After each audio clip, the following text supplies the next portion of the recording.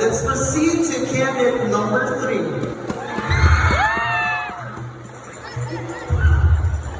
Good evening, candidate number 3. How are you feeling tonight? I am very good. Wow.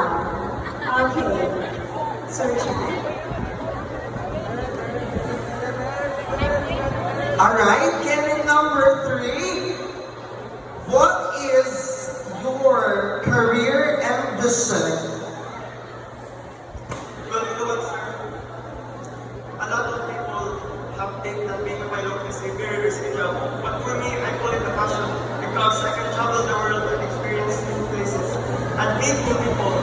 And also for me to, because I am very into aviation field and it is my dream to be part of it one day.